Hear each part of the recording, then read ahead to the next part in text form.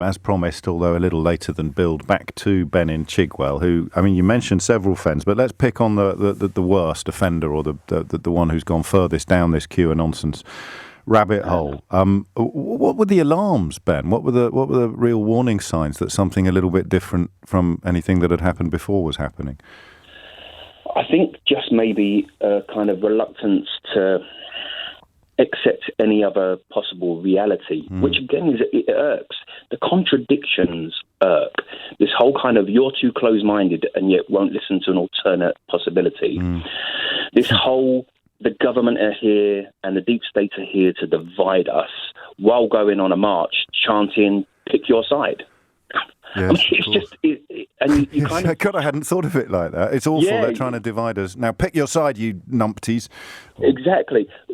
What does he believe? I mean, if you had to sort of put his credo into digestible portions, what does he believe? Well, when you say he, I'm thinking of two people. Okay, both of them I've got nothing but love for. They are the nicest people, and honestly, I hear this a lot.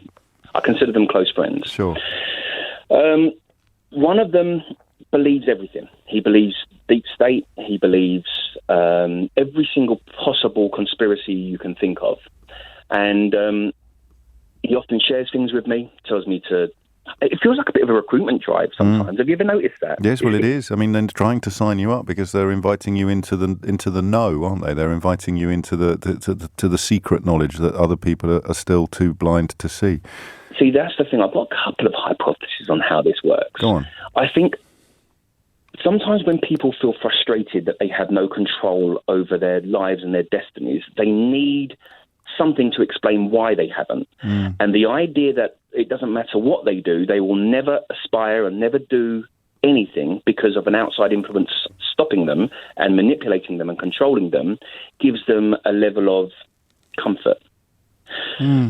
That's the hardest thing to get across, because intellectually that makes perfect sense, but even the most empathetic people would struggle to empathise with that position, wouldn't they? Because what they end up believing is so bonkers, but it clearly does comfort. It clearly does set off dopamines in the nervous system. It clearly gives them something that you and I are probably never ever going to be able to completely grasp, in the way that you can understand how someone's been persuaded that the reason why their life is rubbish is because of immigration or Brussels or whatever the bête noire du jour may be. But on this one, you can never quite imagine deriving comfort from such completely crackers concepts. I also, the other thing that flabbergasts me is how do they forget what they said 5 minutes ago? So they'll say something. At the beginning of lockdown, they were totally and utterly convinced we're going under martial law. Right. Where's that gone? Yeah. Where's that gone? There was the absolute, complete and utter, conviction that 5G was the cause of this. Yes. Where's that gone? It's disappeared. Yeah. It's disappeared into the air like 5G has. And your boys were on board for all of that, and then they suddenly get off it and never mention it again. All of it. These things, I always forget the name of the drug. What's the drug that they extract that you mentioned earlier on to keep Brad Pitt and everyone looking young and everything? I could probably check my inbox and there'll be someone saying, "Hey, wake up, sheeple! Why don't you Google?" Anyway, I can't remember. The secret drug, the secret of eternal life that they harvest from the blood of trafficked children. Right. That secret drug, when someone first started, one of these two people I'm talking about, first started explaining that one to me, and I said, how do they get it? How do they actually extract it? And they started explaining it. I won't go into too many details. And I said, that's a Dolph Lundgren movie from 1990. Are you serious? 100%. It's a Dolph Lundgren movie called Dark Angel. I'm the king of B-movies. I only saw him in Rocky 3. 4. You are the king of B-movies. Well played. I am the king of B-movies. James O'Brien gets owned by Ben and Chigwell on Rocky sequels. Exactly.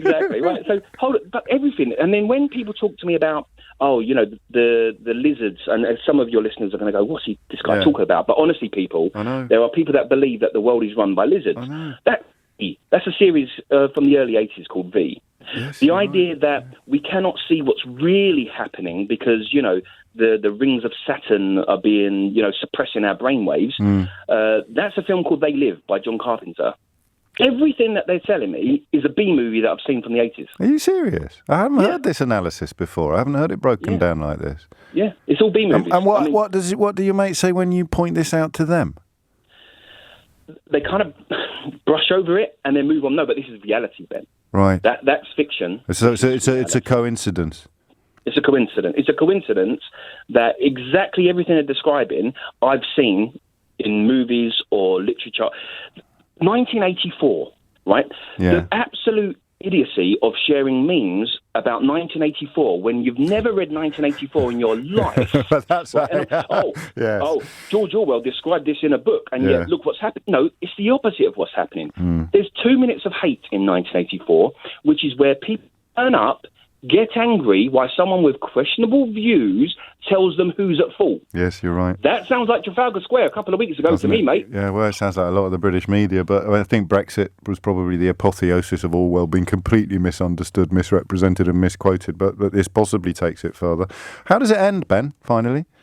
I think it will ease. My honest opinion is I think it will ease once lockdown eases, because I think what I mentioned a little bit earlier on when we first spoke, people under duress and stress, of course, it comes out in weird ways.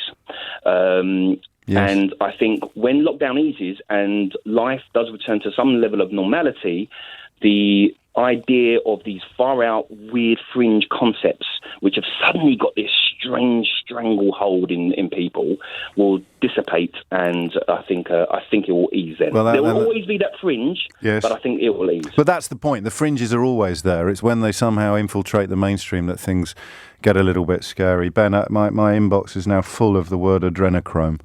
That's the one. I know. That's the one. Dolph Lundgren. I come in peace. So should have got it Lundgren Chrome or something. You're a great communicator, Ben. You really are, and you've completely unpicked that for me. Thank you. I appreciate the compliment. I appreciate the call as well. I listen to you every day. This is the first time we've ever spoke. Good man. I look forward to the next time.